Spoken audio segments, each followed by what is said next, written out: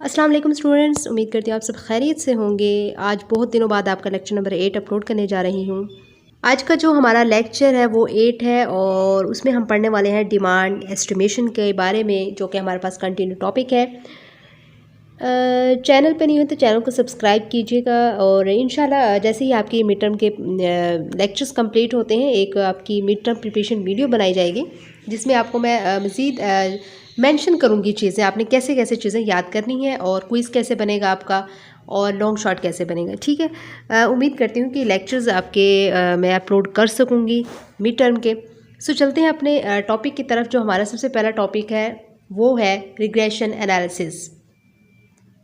Regression analysis एक statistical method है जो हमें ये बताता है कि एक इकोनॉमिक वेरिएबल दूसरे वेरिएबल से किस तरह रिलेटेड है।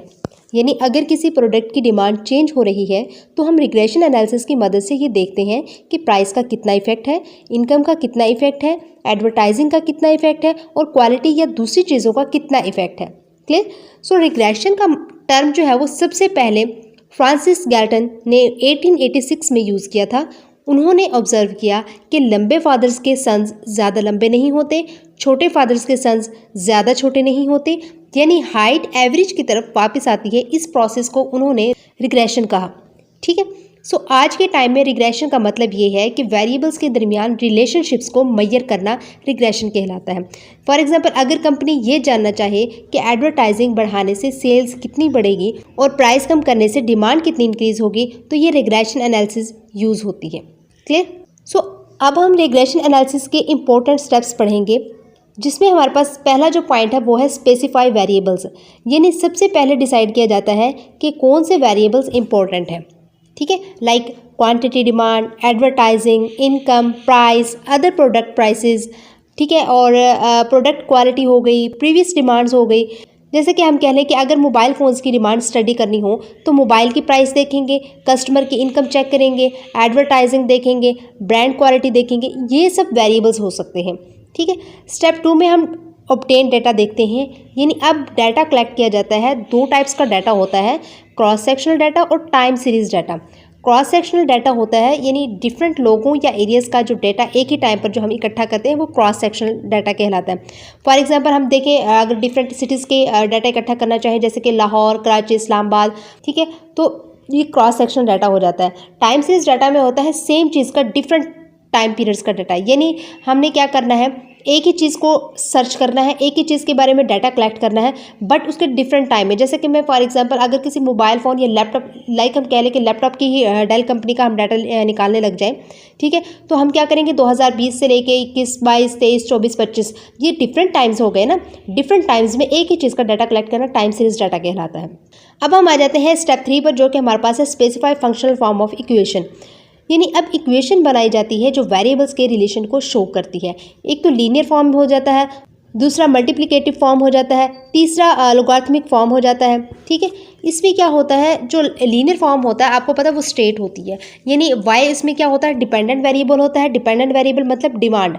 एक्स इंडिपेंडेंट वेरिएबल, जिसमें कि हमारे पास प्राइस, इनकम वगैरह आ जाती हैं। ठीक है, इसमें रिलेशन स्ट्रेट लाइन के फॉर्म में होता है, लीनियर से ही वाज़ेह है।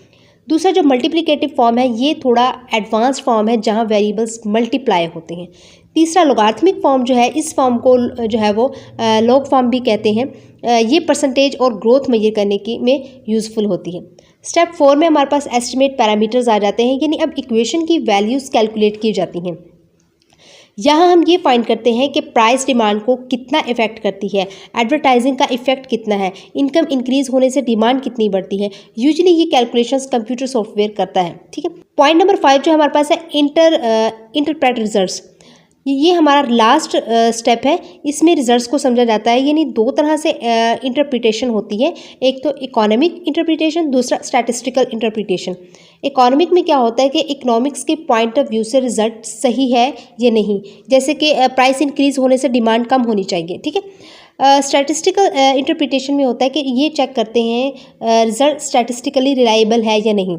ठीक है, ये कुछ चीज़ें थे। या आपने एक चीज़ याद रखनी है कि रिग्रेशन एनालिसिस बिजनेस को ये समझने में हेल्प करती है कि डिफरेंट फैक्टर्स डिमांड को किस तरह इफेक्ट करते हैं, जिससे बेटर प्लानिंग और डिसीजन मेकिंग पॉसिबल होती है।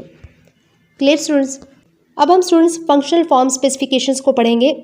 इस टॉपिक से हमें ये पता चलेगा कि वेरिएबल्स के दरमियान रिलेशनशिप्स को इक्वेशंस की फॉर्म में कैसे लिखा जाता है। ठीक है, देखिए फंक्शनल फॉर्म का मतलब क्या होता है, यानी वेरिएबल्स के रिलेशनशिप को किस मैथमेटिकली फॉर्म में शो किया जाए। इकोनॉमिक्स में डिफरेंट फॉर्म्स यूज़ होती हैं, जैसे कि आज हम दो फॉर्म्स यहाँ पे देखेंगे, लीनियर फंक्शन है और पावर फंक्शन है।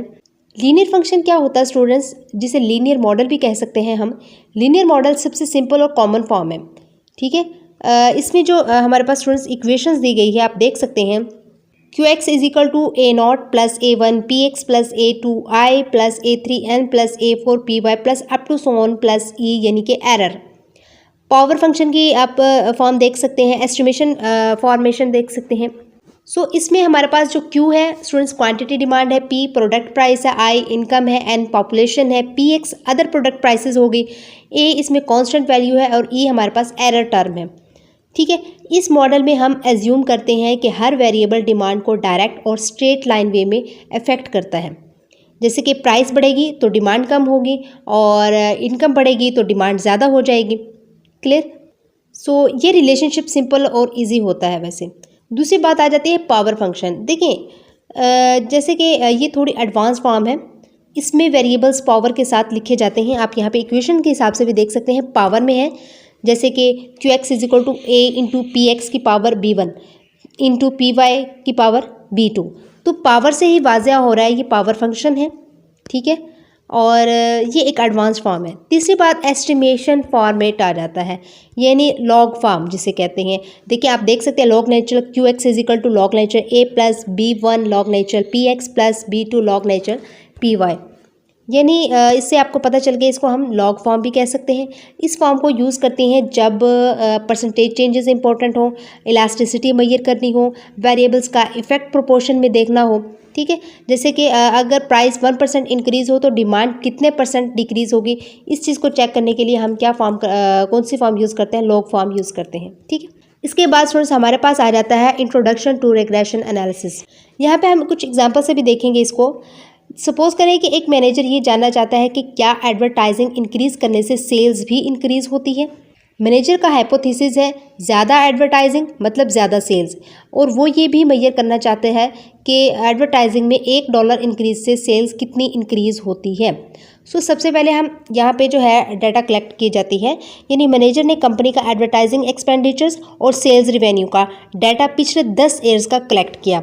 ठीक है, फिर क्या होगा, इंडिपेंडेंट वेरिएबल्स आप जान लें दोबारा से कि एडवर्टाइजिंग इंडिपेंडेंट वेरिएबल्स एक्स है, यानी एडवर्टाइजिंग एक्सपेंडिचर्स को इंडिपेंडेंट वेरिएबल्स कहते हैं क्योंकि ये दूसरी चीज़ को अफेक्ट करता है। ठीक है, और डिपेंडेंट वेरिएबल जो वाई होता है वो सेल्स रिवेन्यू डिपेंडेंट वेरिएबल है क्योंकि ये एडवर्टाइजिंग पर डिपेंड करती है।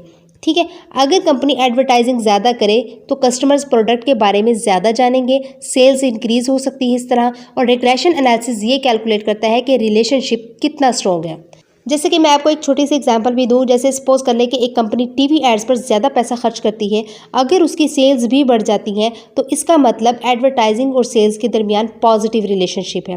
रिग्रेशन एनालिसिस इसी रिलेशन को मेजर करता है। ठीक है, इसके बाद हमारे पास स्टूडेंट्स आप यहाँ पे देख सकते हैं, ये टेबल है, ये ईयर्स जो 1 से लेकर 10 साल तक ये एक्स और वाई की वैल्यूज़ गिवन है। और यहाँ पर इन्होंने क्या बनाया हुआ स्टूडेंट्स, स्कैटर डायग्राम बनाई हुई है। आप यहाँ पे देख सकते हैं कैसे की हुई है। मैं आपको बताती हूँ, जैसे कि हमारे पास है 10 और 44 है, तो यहाँ पे देखिए 10 और 44 कैसे मेंशंस हुई हुई है। ठीक है, और इसी तरह हमारे पास दूसरे नंबर पर 9 एंड 40 है। 9 एंड 40 जो है वो आप यहाँ पे देख सकते हैं, सॉरी यहाँ पे देख सकते हैं। ठीक है, यहाँ पे तो इसी तरह ये सारी चीज़ें बनाई हुई हैं जो आपके ऊपर निकली हैं पॉइंट्स में। ज़ाहिर बात आपको पता है स्कैटर डायग्राम में पॉइंट से ही बताया जाता है। ठीक है, अब जैसे हमने ये ऊपर डायग्राम देखी है, ये स्कैटर डायग्राम है और ये डायग्राम हमें बताती है कि दो वेरिएबल्स के दरमियान रिलेशनशिप किस टाइप का है। देखिए स्कैटर डायग्राम क्या होती है, जब हम डाटा को ग्राफ पर पॉइंट्स यानी डॉट्स की फॉर्म में शो करते हैं तो उसे स्कैटर डायग्राम कहते हैं। यहाँ कंपनी के एडवर्टाइजिंग एक्सपेंडिचर्स और सेल्स रिवेन्यू का डाटा ग्राफ पर प्लॉट किया गया है। ठीक है, जैसे अब हमने ऊपर देखा। अब हॉरिजॉन्टल एक्सिस पर क्या है, इस पर एडवर्टाइजिंग एक्सपेंडिचर्स शो किए जाते हैं, ये इंडिपेंडेंट वेरिएबल है। और वर्टिकल एक्सिस यानी वाई एक्सिस पर इस पर जो है वो सेल्स रिवेन्यू शो की जाती है, ये डिपेंडेंट वेरिएबल है। स्कैटर डायग्राम का पर्पस क्या होता है स्टूडेंट्स? स्कैटर डायग्राम ये देखने में हेल्प आउट करता है कि वेरिएबल्स के दरमियान रिलेशनशिप पॉजिटिव है या नेगेटिव है। ठीक है, सो फिगर में पॉइंट्स देखकर पता चलता है कि जितनी एडवर्टाइजिंग ज़्यादा होती है उतनी सेल्स भी ज़्यादा होती हैं। इसे पॉजिटिव रिलेशनशिप भी कहते हैं। क्लियर? अब लीनियर रिलेशनशिप क्या होता है? डायग्राम से ये भी पता चलता है कि रिलेशनशिप अप्रॉक्सीमेटली लीनियर है, यानी पॉइंट्स एक सीधी लाइन के आसपास हैं। तो आपको पता है लीनियर हमेशा स्ट्रेट होती है। इसके बाद अब रिसर्चर ग्राफ में एक स्ट्रेट लाइन ड्रा करता है। इस लाइन को कहते हैं बेस्ट फिट लाइन। ये लाइन ऐसे ड्रा की जाती है कि कुछ पॉइंट्स लाइन के ऊपर हो, कुछ नीचे हो और डिस्टेंस ऑलमोस्ट इक्वल हो। क्लियर? ये लाइन हमें एस्टिमेट करने में हेल्प करती है। जो बेस्ट फिट लाइन होती है ये क्या करती है? हमें एस्टिमेट करने में हेल्प करती है कि एडवर्टाइजिंग और सेल्स का रिलेशनशिप कितना स्ट्रॉन्ग है और एडवर्टाइजिंग इंक्रीज होने पर सेल्स कितनी बढ़ेगी। क्लियर? सो अगर लाइन को वर्टिकल एक्सिस तक एक्सटेंड करें तो हम एस्टिमेट कर सकते हैं, और अगर कंपनी एडवर्टाइजिंग ना करे तो सेल्स कितनी होंगी। ठीक है, सो लाइन का स्लोप बहुत इंपॉर्टेंट होता है, याद रखिएगा। स्लोप हमें बताता है कि एडवर्टाइजिंग में हर $1 मिलियन इंक्रीज से सेल्स कितनी इंक्रीज होंगी। क्लियर? सो आपने याद रखना है स्कैटर डायग्राम डाटा को डॉट्स की फॉर्म में शो करता है। पॉजिटिव रिलेशनशिप एक वेरिएबल इंक्रीज हो तो दूसरा भी इंक्रीज हो। लीनियर रिलेशनशिप यानी variable straight line pattern follow करें। और बेस्ट फिट लाइन यानी कि डाटा जो है वो पॉइंट्स के बीच सबसे सूटेबल स्ट्रेट लाइन और स्लोप चेंज को मेजर करता है। ये छोटी छोटी चीज़ें आपके क्विज के हवाले से इंपॉर्टेंट होती हैं, ये आप अच्छे से देखा करें। अब हम यहाँ पे स्टूडेंट्स देखेंगे कि रिग्रेशन लाइन को एक्यूरेटली कैसे ड्रा किया जाता है और OLS मेथड क्या होता है। Students, problem with visual fitting. देखिए, पहले रिसर्चर्स ग्राफ को देखकर अपनी अंडरस्टैंडिंग से लाइन ड्रा करते थे। इसे कहते हैं visual fitting of a line. But problem क्या थी? हर रिसर्चर अलग लाइन ड्रा कर सकता था, यानी किसी की लाइन थोड़ी ऊपर होती और किसी की थोड़ी नीचे। इस वजह से रिजल्ट्स डिफरेंट आ जाते थे और एक्यूरेट आंसर मिलना डिफ़िकल्ट होता था। रिग्रेशन एनालिसिस एक स्टैटिस्टिकल टेक्निक है जो ऑटोमेटिकली बेस्ट लाइन कैलकुलेट करती है। इसका बेनिफिट ये है कि हर रिसर्चर सेम डाटा यूज़ करे तो सेम रिजल्ट मिले, यानी रिजल्ट ऑब्जेक्टिव और एक्यूरेट होता है। सो जो लाइन स्टैटिस्टिकल मेथड से ऑब्टेन होती है उसे कहते हैं रिग्रेशन लाइन।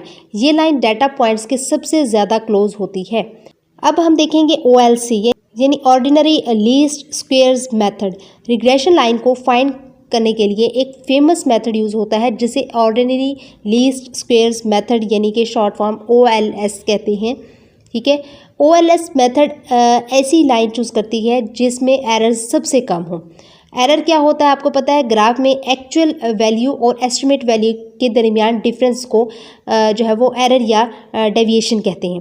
ठीक है, यानी एक्चुअल वैल्यू में से हम एस्टिमेट वैल्यू निकाल देंगे तो हमारे पास एरर निकल आएगा। स्क्वायर डेविएशंस यानी कि OLS मेथड जो है हर एरर को स्क्वायर करती है, फिर सबको ऐड करती है और ऐसी लाइन चूज़ करती है जहां टोटल स्क्वायर्ड एरर्स मिनिमम हो, इसलिए इसे लीस्ट स्क्वेयर्स मेथड भी कहते हैं।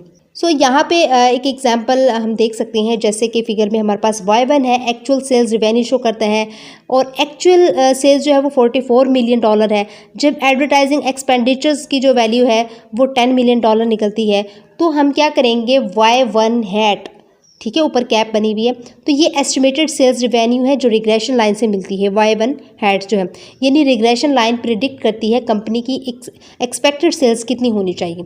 और E1 जो है वो एरर है, यानी एक्चुअल सेल्स और एस्टिमेट सेल्स का डिफरेंस, इसे हम क्या कहते हैं? एरर कहते हैं। ठीक है, अब आपने क्या करना है, जो एक्चुअल सेल्स है 44 मिलियन और एस्टिमेट सेल्स है 42 मिलियन, तो आपने क्या करना है एरर निकालने के लिए? एरर का फार्मूला होता है actual sales minus estimate sales.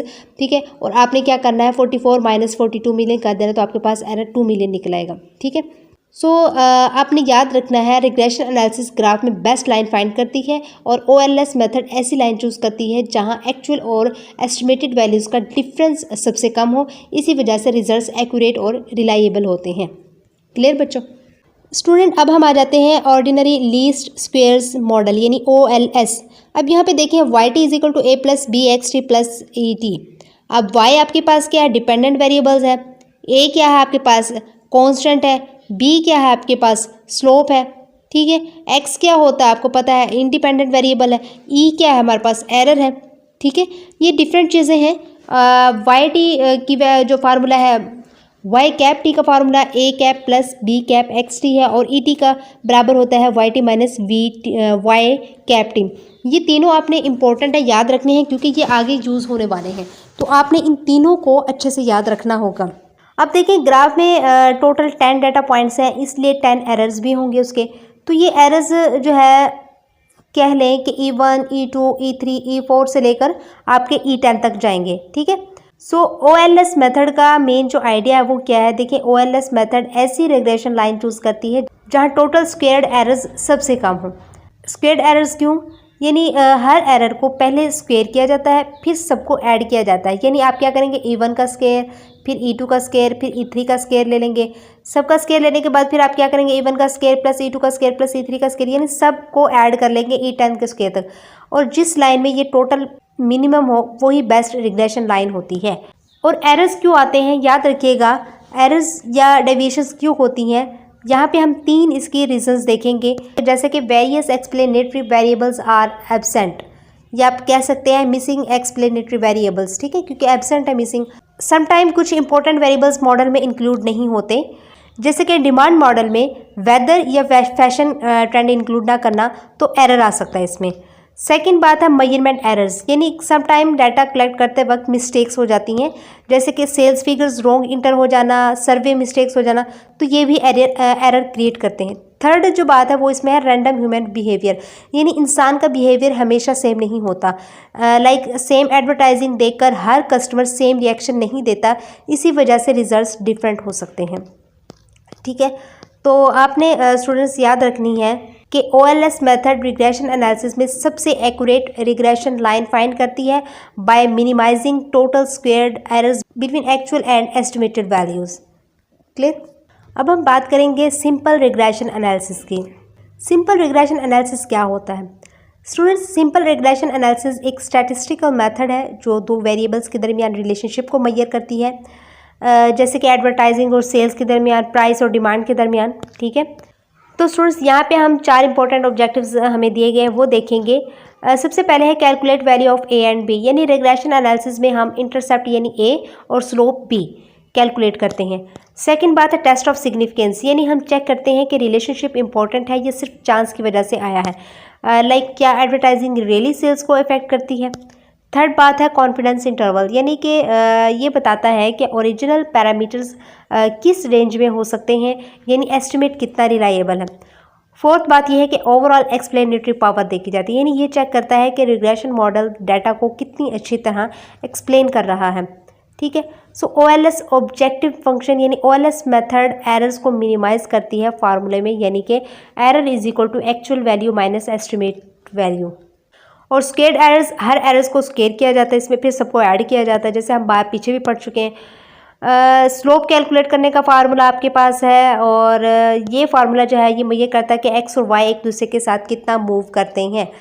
देखिए स्लोप का जो फार्मूला है आप यहाँ पे देख सकते हैं नीचे, B cap is equal to summation N T is equal to 1, जो मैंने ब्लू हाईलाइट किया हुआ है, ठीक है। ये स्लोप का फार्मूला है X T minus x bar into Y T minus Y bar over X T minus x bar whole का स्केयर समेशन में ही, ठीक है। ये आपका किसका फार्मूला है स्टूडेंट्स? स्लोप का है। ये फार्मूला जो है ये मेजर करता है कि एक्स और वाई एक दूसरे के साथ कितना मूव करते हैं, ठीक है। और एक्स का एवरेज, वाई का एवरेज, यानी ये मीन वैल्यूज़ हैं। और इसके बाद आप देख सकते हैं फार्मूला ऑफ ए, यानी कि आपके पास इंटरसेप्ट का फार्मूला दिया गया है, जैसे कि A cap is equal to Y bar minus B cap x bar, ठीक है, जो मैंने ग्रीन हाईलाइट किया है। इस फार्मूले से इंटरसेप्ट निकाला जाता है, ठीक है। सो आपने याद रखना है इंटरसेप्ट एक्स 0 होने पर वाई की वैल्यू फाइंड करना, स्लोप यानी एक्स चेंज होने से वाई कितना चेंज करेगा, मीन मतलब एवरेज वैल्यू होता है, एरर मतलब एक्चुअल और एस्टिमेट वैल्यू का डिफरेंस होता है, OLS जो है वो लीस्ट टोटल स्क्वेयर्ड एरर्स वाली लाइन होती है, ठीक है। सो सिंपल आपने याद रखना है, सिंपल रिग्रेशन एनालिसिस बिजनेसेस और इकोनॉमिक्स को वेरिएबल्स के रिलेशनशिप को मेजर करने और फ्यूचर प्रिडिक्शंस करने में हेल्प आउट करती है। स्टूडेंट इसके बाद हमारे पास आप यहाँ पे देख सकते हैं ये एयर है, ये एक्स टी की वैल्यू है, ये वाई टी की वैल्यू है, और ये वाई बार, इसको वाई बार कहते हैं, ठीक है, क्योंकि यहाँ पे इस तरीके से भी आप इसको कोमा लगा के भी जाहिर कर सकते हैं। क्लियर। और यहाँ पे जो है वाई टी माइनस वाई बार, वाई टी माइनस यानी ये वाली 40 में से 42.90 निकालेंगे, मेरे पास 1.10 आ जाएगा। फिर हम क्या करेंगे, वाई टी में से वाई टी बार निकाल रहे हैं, तो 40 में से 39.37 निकालेंगे तो 0.63 आ जाएगा। 40 में से जो है वो हमने 42 माइनस 46.43 करेंगे तो हमारे पास माइनस में वैल्यू आएगी। इसी तरह ये सारी अपने वैल्यूज़ देखनी, लास्ट तक देखें। 60 में से माइनस करना है 60.55 को, तो हमारे पास 0.55 आ गया। ठीक है, ये तो हमने निकाल लिया। अब आपको पता है ये हमारे पास जो वाई टी माइनस वाई बार होता है वो किसके इक्वल होता है, ई टी, यानी कि ई का मतलब होता है एरर। ठीक है, सो इसके बाद हम यहाँ पे देखेंगे जो हमारे पास ये वैल्यूज़ निकली हैं, अब हम इसका Y T minus Y bar whole का स्केयर लेंगे तो वो सारी बात है ई टी का स्केयर बन जाएगा। ठीक है, यहाँ पे कॉलम 6 में देखिएगा। अब 1.10 का जब आप जो है वो स्केयर लेंगे, यानी 1.10 इसका स्केयर लेंगे तो आपके पास स्टूडेंट्स 1.2100 आ जाएगा। ठीक है, इसी तरह 0.63 का लेंगे तो आपके पास ये आ जाएगा। एज इट इज़ आपने सबके लेंगे, लास्ट में 0.55 का आप स्केयर लेंगे तो आपके पास 0.3025 आ जाएगा। ठीक है, इसके बाद स्टूडेंट्स हमारे पास आ जाता है एक्स टी माइनस एक्स बार का स्केयर। अब ये कैसे आता है स्टूडेंट्स, यहाँ पे देखें, ये आपने स्टूडेंट्स गौर से समझना है कि X T minus x bar whole का स्केयर की वैल्यू कैसे निकली है। यहाँ पे देखें आप कॉलम 2 में, आपके पास ये कॉलम 2 है और ये किसकी वैल्यू दी हुई है, एक्स टी की। ठीक है, अब एक्स टी आपके पास स्टूडेंट्स कितना है, 120 समेशन निकला आपका। ठीक है, जब आप स्टूडेंट्स एक्स टी का यानी कि बार लेंगे, जो आप यहाँ पे कोमा जिसे जाहिर कर रहे हैं, इसका मतलब होता है X T divided by N. अब एक्स टी आपका कितना है, 120 है, और एन कितना आपके पास स्टूडेंट्स 10 है। ये देखें एन हमारे पास कितना 10, इसको मैं कट करूँगी तो मेरे पास स्टूडेंट्स कितना आ जाएगा, 12। अब 12 आ गया। अब मैंने क्या करना है students, x T minus x bar करना है। अब मैंने क्या करना है, एक्स टी की मेरे पास स्टूडेंट्स कितनी वैल्यू निकली है, एक्स टी की स्टूडेंट्स मेरे पास वैल्यू निकली है 10 माइनस, और एक्स बार की मेरे पास यहाँ पर कितनी वैल्यू है, 12। यहाँ के मेरे पास क्या है, यहाँ पे स्केयर्स है। अब 10 माइनस 12 किया तो मेरे पास माइनस का 2 का स्केयर आ जाएगा, जो कि जब 2 2 जा ये प्लस का 4 आ जाएगा। क्लियर, अगेन आप दोबारा देख लें। नेक्स्ट मैं वैल्यू एक और निकाल के दिखाती हूँ आपको। जैसे कि मेरे पास एक्स बार की वैल्यू कितनी है स्टूडेंट्स, 12 है, और एक्स टी की वैल्यू मेरे पास कितनी है स्टूडेंट्स, 9 है।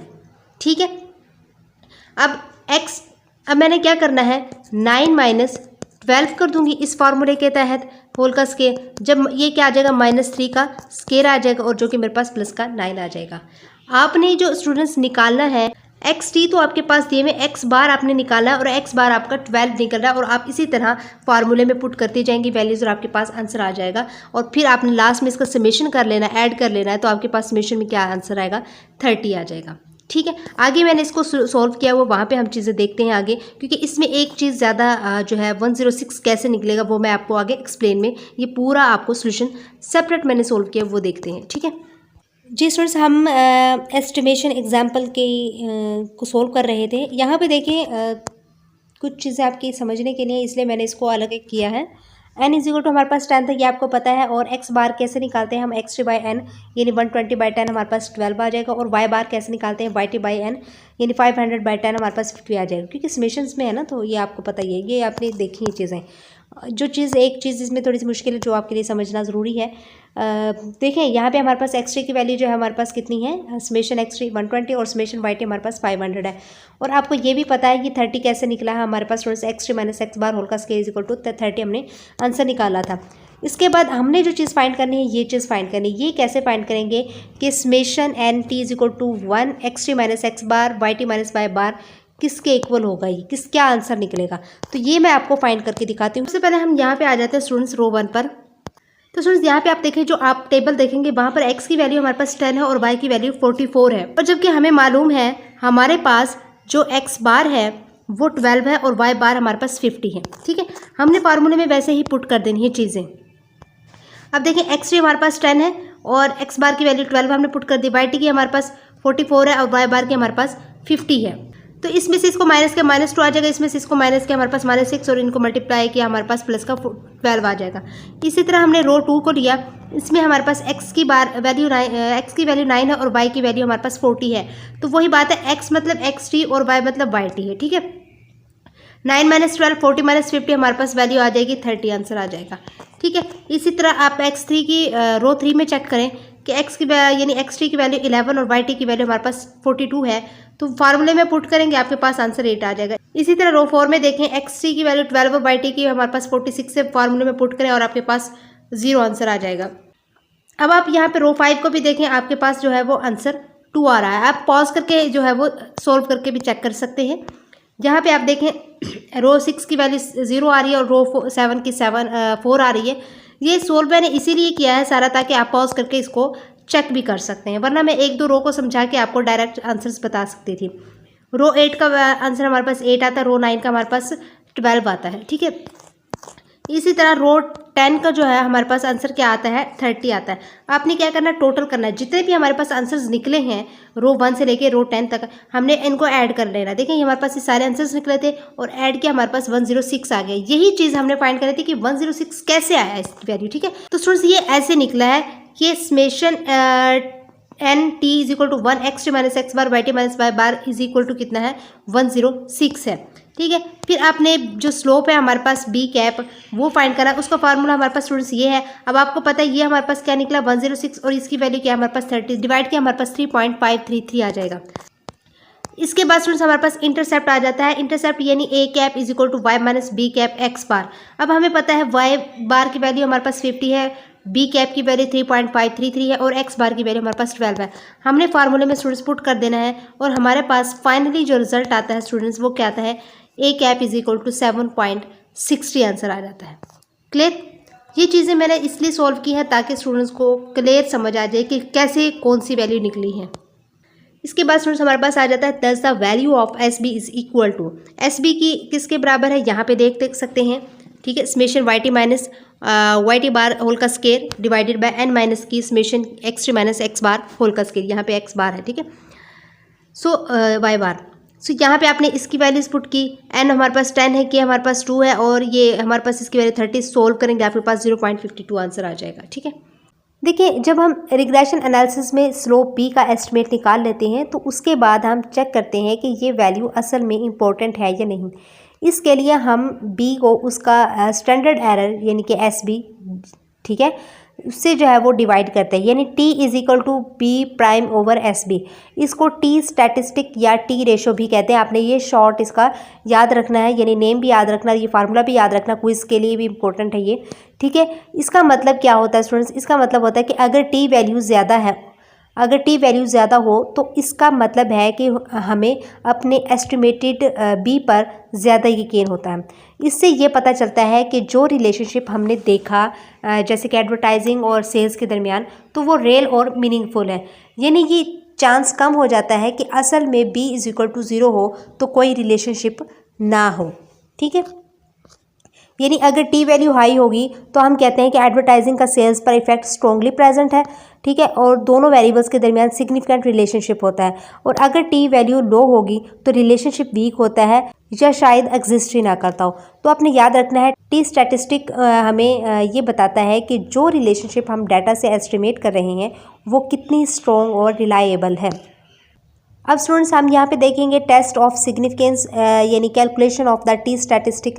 T is equal to B cap by S B, ठीक है, और बी कैप हमारे पास 3.53 निकला है और एस बी हमारे पास 0.52 है, तो इनको डिवाइड करेंगे हमारे पास 6.9 आ जाएगा, ठीक है। अब डिग्रीज ऑफ फ्रीडम देखिए, इसका फार्मूला है एन माइनस के और हमारे पास एन 10 है और के हमारे पास 2 है, तो माइनस के हमारे पास 8 आ जाएगा। और क्रिटिकल वैल्यू एट 5% लेवल 2.306 है, यानी 5% सिग्निफिकेंस लेवल पर टेबल से क्रिटिकल टी वैल्यू जो है वो 2.306 मिलता है, जो कि D F is equal to 8 के लिए है, ठीक है। सो आपने क्या करना, कंपैरिजन करना है, यानी अब हम कंपेयर करेंगे कि calculate T is equal to 6.79 है और critical T is equal to 2.306 है। अब आपने देखना ग्रेटर कौन सा है, जाहिर बात है 6.79 ग्रेटर देन है 2.306 से। सो यहाँ पे हम एक डिसीजन देंगे क्योंकि कैलकुलेटेड टी क्रिटिकल वैल्यू से बड़ा है, इसलिए हम नल हाइपोथेसिस यानी एच ओ को रिजेक्ट कर देते हैं और अल्टरनेटिव हाइपोथेसिस यानी H1 को एक्सेप्ट कर लेते हैं, ठीक है। सो इसका मतलब ये है कि एडवर्टाइजिंग X और सेल्स Y के दरमियान रियल रिलेशनशिप एग्जिस्ट करता है। ये रिलेशनशिप सिर्फ चांस की वजह से नहीं है, ठीक है। सो आपने यही देखना है अगर calculated T value critical value से ज़्यादा होगी तो रिजल्ट सिग्निफिकेंट होगा, और हम ये भी कहेंगे कि एक्स और वाई के दरमियान स्ट्रॉन्ग रिलेशनशिप भी है। ठीक है, सो इस एग्जांपल में रिलेशनशिप स्टैटिस्टिकली सिग्निफिकेंट है। हम 95% कॉन्फिडेंट है कि ये रिलेशनशिप रियल है, और सिर्फ 5% चांस है कि हम गलत हो सकते हैं। ठीक है, इसके बाद स्टूडेंट्स आपके पास एक चीज़ है कॉन्फिडेंस इंटरवल। अब ये सोल्व कैसे हुआ है, पहले आपको इसको फार्मूला आपको पता होना चाहिए। फार्मूला जो कॉन्फिडेंस इंटरवल का है ये मैंने यहाँ पे लिखा हुआ भी है। कॉन्फिडेंस इंटरवल का फार्मूला होता है B prime plus minus T multiply S B. ठीक है, B prime plus minus T multiply S B, ये आपने रट लेना है। जब आपको ये याद हो जाएगा तब आपको पता चलेगा कि आपकी ये जो वैल्यूज़ निकल रही हैं स्टूडेंट्स, डिफरेंट वैल्यूज़ निकल रही हैं ये वाली, ठीक है, ये वाली, तो ये कैसे निकलेंगी, इसी फार्मूले के तहत निकलेंगी। क्लियर? सो अब यहाँ पे हम कॉन्फिडेंस इंटरवल को समझ रहे हैं, जो रिग्रेशन एनालिसिस का इंपॉर्टेंट कॉन्सेप्ट है। देखिए, कॉन्फिडेंस इंटरवल का मतलब होता है हम एस्टिमेट करते हैं कि असल वैल्यू भी किस रेंज में हो सकती है। ठीक है, सो इसका फार्मूला भी आप देख सकते हैं। कॉन्फिडेंस इंटरवल का जो फार्मूला होता है वो क्या होता है students, B prime plus minus T multiply S B. ठीक है, सो यहाँ पे हमारे पास जैसे कि B prime is equal to 3.53 और S B is equal to 0.52 है, और टी हमें पता है 5% लेवल पर D F is equal to 8 है, जो कि 2.306 आंसर निकलता है। ठीक है, अब हमने क्या करना है, इसी तरह फार्मूले यानी जो हमारे पास आपको फार्मूला मैंने बताया B prime plus minus T multiply S B है। ठीक है, सारी हमें वैल्यू भी पता है बी की और एस बी की, टी की। ठीक है, तो हम क्या करेंगे 3.53 माइनस 120 करेंगे पहले, और जो कि हमारे पास 2.33 आ जाएगा, और फिर 3.53 प्लस 1.20 आ जाएगा इज इक्वल टू 4.73 आंसर आ जाएगा। तो इसका मतलब है कि लोअर लिमिट में हमारे पास 2.33 और अपर लिमिट में हमारे पास 4.73 निकलता है फार्मूले में वैल्यूज पुट करने के बाद। सो हम 95% कॉन्फिडेंट है कि ट्रू वैल्यू ऑफ बी 2.33 और 4.73 के दरमियान होगी। ठीक है, सो यहाँ पे 99% कॉन्फिडेंस लेवल ये है हमारा कि अब हम ज़्यादा कॉन्फिडेंस लेवल हमारा 99% यूज़ करते हैं कि टी वैल्यू 3.355 और एस बी इक्वल टू 0.55। पहले हमने 95 के हिसाब से कैलकुलेट किया, अब हम 99% के हिसाब से करेंगे, जो कि हमारे पास टी की वैल्यू 3.355 होगी। तो लोअर लिमिट में हमारे पास 3.53 माइनस 1.74 इज इक्वल टू 1.79, और अपर लिमिट में हमारे पास 3.53 प्लस 1.74 इज इक्वल टू 5.27।